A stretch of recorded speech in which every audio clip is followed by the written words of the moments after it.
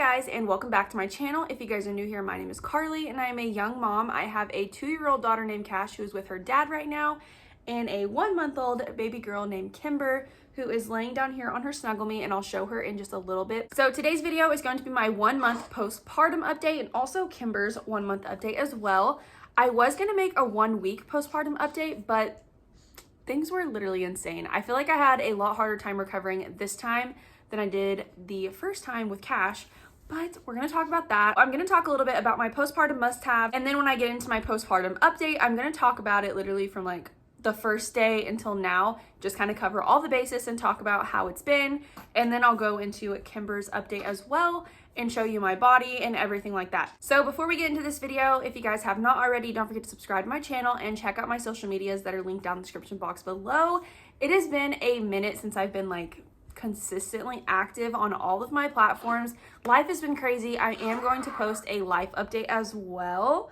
Girl, are you okay? Let's get into this video. So I'm gonna start off with my postpartum must-haves. They're pretty much the same stuff I used whenever I was postpartum with Cash. She got hungry, so just ignore her. But one thing that I know was different that I did not use with Cash, I didn't even think to use these with Cash because I did not know that they existed, and that is the Tux medicated cooling pads. They have witch hazel in them. At the hospital, they gave me a different brand, but same thing, witch hazel pads. These things were a game changer. I loved these. I have quite a few friends from high school that are pregnant right now and expecting and about to have babies, and I've been recommending the shiz out of these because I don't know how I lived without these with Cash. But seriously, 10 out of 10 recommend these. These are the best. I ordered these off Amazon and I got 100 pads and I think it was like $6. So yeah, 10 out of 10. Moving on, next is Dermaplast. The hospital supplied me with this. I love this stuff. This is also cooling. It is kind of like an anesthetic, I think, and it kind of numbs the pain away. But seriously, I love this stuff, but seriously, the best. Also, 10 out of 10 recommend getting this. The hospital supplied me with this. Next is a cold pack. I got these with Cash as well. I used so many with Cash, but this time I think I only used one, and this was my extra one that I brought home, and I never ended up using it, but these are seriously they're a blessing. These seriously feel so good, and when you're swollen down there, that's when they feel the best. Within like the first couple days or week, I would say these are a must. Next is my Peri bottle. Of course, this thing is a must-have. I tore both times, so this was a must-have because you're not allowed to wipe down there with toilet paper. They do make them now where they have a long attachment and a sprayer that's like, I don't know how to explain it. It's like this so that you don't have to like, I don't know. I like this one. It doesn't bother me, but they do make them now where they're like more convenient. But fill that up with warm water whenever you go to the bathroom and use it. 10 out of freaking 10. The next few things are breastfeeding essentials, and I'm using one right now, and that is my nipple shield. I have had flat nipples both times. I'll talk about that in a little bit, but had trouble latching, used it with Cash for like 10 months, using it now. I love it, and especially if your nipples are getting like really cracked and stuff like that, 10 out of 10. Just pop it on there and it kind of protects it a little bit. Also, lanolin cream, I love it. I had the Lancino brand, I think, and love it. Helps with the pain, helps with the cracking, stuff like that. It's basically like chapstick for your nipple. Tea, but whatever. And lastly, something that is really important is having a really good supportive, comfortable nursing bra, and my favorite right now is the MomCozy ones. They reached out to me and wanted to send me these nursing bras. They are seamless and they don't have any wires. They also come with some extensions. So they have the clip extension for this strap, and they also have the back strap extensions as well. So seriously, these things are so comfortable. So I've been wearing one for the past about week. This is the color brown, and I also have the black one that I'm wearing right now. They have the clasp up at the shoulder for breastfeeding, which is what I like. I don't like the ones that pull away. My boobs don't fit in them. This fits me perfectly. It is so comfortable. The material is seriously so like silky, and since they are seamless, they are seriously so comfortable. It doesn't even look like you're wearing a bra. It doesn't feel like you're wearing a bra. They are seriously the best. They are a 10 out of 10 for me. I will put the link to them down in the description box below, and they will also have a code with them. So use that code to get 30% off. I will also pop it up here on the screen for you guys to go use. I'm not even kidding. They're the comfiest nursing bra I've ever worn. So if you are expecting or a postpartum mama, I would definitely check those out. The link will be in my description box below. So time to talk about my postpartum journey. I'm gonna start with like 24 hours postpartum. So I have it all written down per usual. So if I'm looking down, I'm just reading what I wrote so I don't forget anything. So the first thing I want to talk about is my afterbirth contractions. They seriously hurt so bad this time. I remember getting them vaguely whenever I had Cash. And even sometimes now at a month postpartum, I still feel them whenever I'm breastfeeding occasionally. Another thing that I don't really remember happening with Cash was that I was so swollen. I was on antibiotic and just regular fluids for over 24 hours. So I can imagine I was just as swollen with Cash. I probably was more swollen this time. I have no idea, but it was crazy. I remember looking in the mirror after and I was like, girl, my face was so obviously swollen when I left. I did post a TikTok and you can just see how like big my face is. My hands were swollen and my calves were swollen for a very long time. That's just not something that I remember, like something that didn't stick out to me after I had Cash, but I definitely noticed it this time. I had a 2nd-degree tear, but my tear wasn't really my pain. I had a lot of bone pain and I don't even know how to explain that. It was like right in between my UHA and my leg, like right there. Piercing pain. And every time I would get out of bed, it would literally throb so bad. And I still have that pain. It has lasted all the way to a month postpartum. It's not as bad anymore and it's not as frequent. Before it was literally every single day and now it's just every so often I feel it.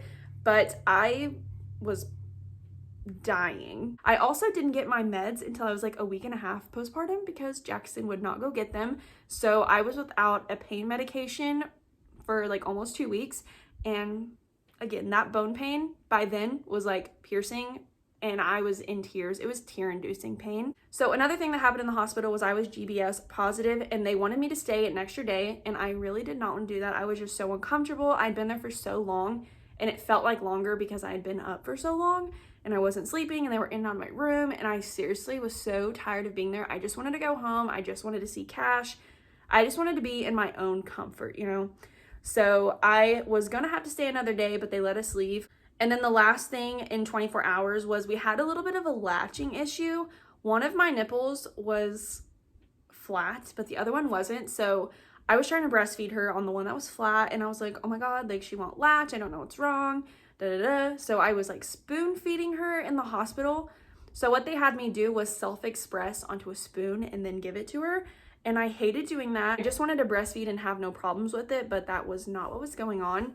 So I ended up figuring out that it was just because that one nipple was flat, the other one was fine.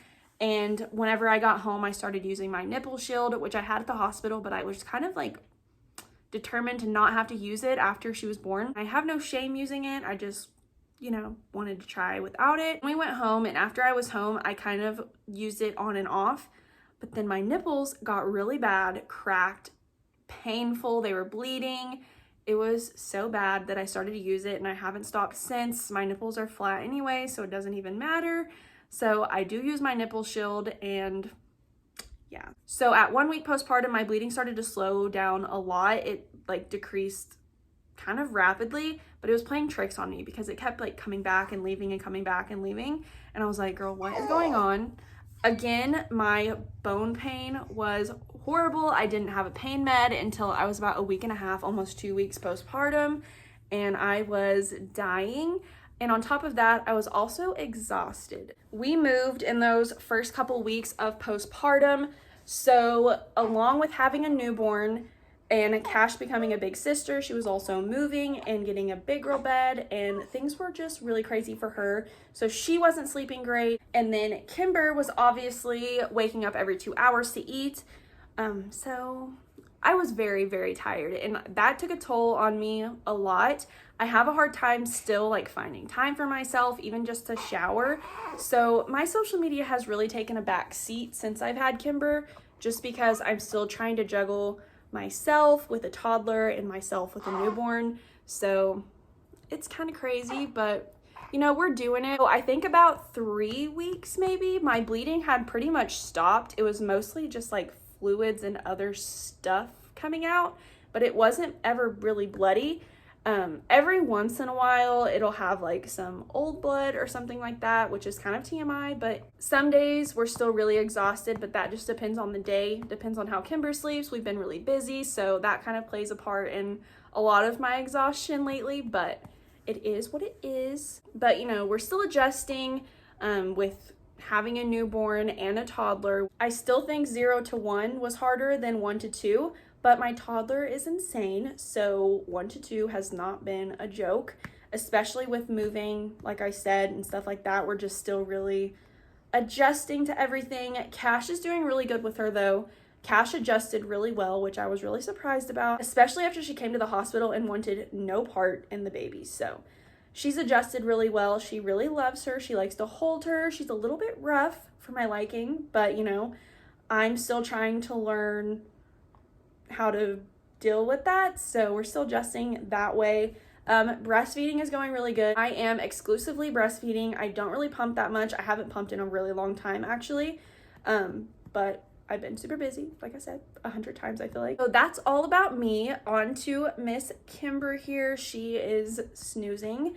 Like I said, breastfeeding is going really well. She was born 7 pounds and 14 ounces. At her 2-week appointment, she was 8 pounds and 2 ounces, I believe.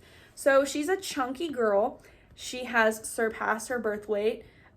She's still in newborn clothes. She would still be in newborn diapers, but we went ahead and moved her up because we were tired of buying the newborn size. So we moved up to 1s. So she is wearing a 1 diaper. It's a little bit big, but it's a 1. And like I said, she's still wearing newborn clothes. She does fit into some 0 to 3, but she still fits a newborn, so she wears that as well. She is a completely different baby than Cash was. Cash was a really nosy baby, which she's also really nosy. She likes to sit like this and turn the other way so she can see around when she's awake. She's very nosy as well, but Cash was super nosy. She would never sleep. Kimber sleeps really, really well. She takes her naps during the day. A couple nights she actually slept really good, like a 4-5 hour stretch. Most nights she sleeps like 3-hour stretches, 2 to 3 hours, which isn't bad. I have no complaints about that. She's honestly such a good baby. I was really shocked. It's crazy how different her and Cash are, even as like newborns. But I love that. I love seeing the differences. Cash is literally the same as she's always been. Nosy, 100 miles an hour all the time. So that makes me really excited to see how Kimber is whenever she is Cash's age, because Cash hasn't changed one bit. She's still just as crazy as she was whenever she was this small. So the same personality. She loves to take a bath. I gave a 1-month update on my Instagram. So if you're not following me there, go check that out, because that's where I'm going to be posting most of Kimber's updates and milestones and stuff like that. They'll be documented on YouTube a little bit, but it's just a lot easier to update them on Instagram and make a post and everyone can see it like that. So again, if you're not following me there, definitely check that out. But really that's it. I don't really know what else to say. Oh, Miss Girl is a terrible car rider. Awful. It is the worst. She cries in the car. She does not like the car seat.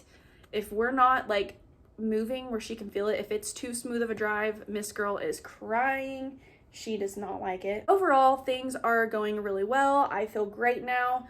I will put some pictures from like 24-ish hours postpartum, I think 48 hours postpartum, and a week postpartum, and now like a month postpartum I'll show you. So I'll put those up here.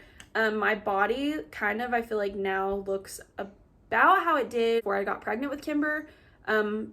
I really want to look how I did before I got pregnant with Cash, but I just don't think that's possible. I was 19 years old, so my body's been through a lot. It's had 2 kids, so I'll get up and I'll show you guys my body now at a month postpartum. So my bathroom is a little bit dirty. I'm gonna try to do this really fast because Kimber is crying.